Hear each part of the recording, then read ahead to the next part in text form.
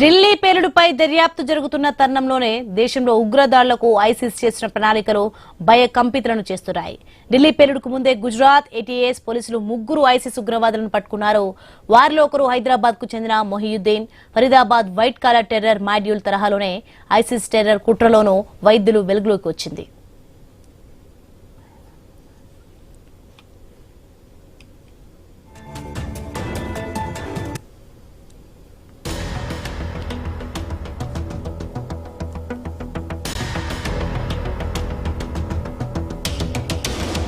ఇక ఆముదం గింజలతో రెసిన్ తయారు చేస్తారు.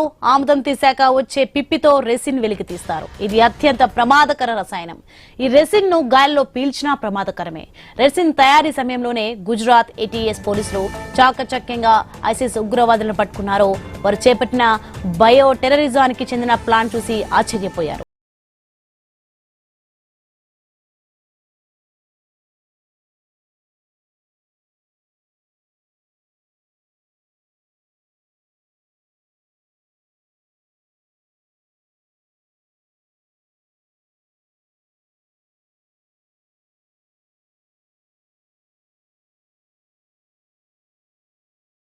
ఉగ్రవాదుల ఇళ్ల నుంచి రసాయనాలతో పాటు ఐసిస్ ఉపయోగించే నల్లటి జెండా వస్త్రాలు స్వాధీనం చేసుకున్నారు. ఈ నెల 7న అహ్మదాబాద్ లోని గ్రాండ్ అంబియన్స్ కు మొహియుద్దీన్ వెళ్లినట్టు అక్కడ సీసీ ఫుటేజ్ పరిశీలనలో తెలుసుకున్నారు. మొహియుద్దీన్ ఎందుకు ఆ హోటల్ కు వెళ్లాడు, అక్కడ ఎవరిని కలిశాడు అనేది కనుగొనే పనిలో ఉన్నారు దర్యాప్తు అధికారులు. ఇక ఇప్పటికే హైదరాబాద్ లోని మొహియుద్దీన్ ఇంటి నుంచి కిలోల కొద్దీ రసాయనాలు, ప్రమాదకర పదార్థాలను సీజ్ చేశారు.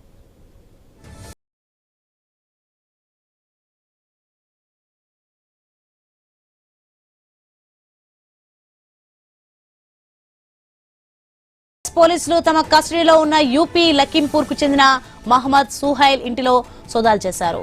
సుహైల్ ఇంటి నుంచి ఐసిస్ ఉగ్రవాదులకు చెందిన నల్లటి జెండాలు దొరికాయి. కొన్ని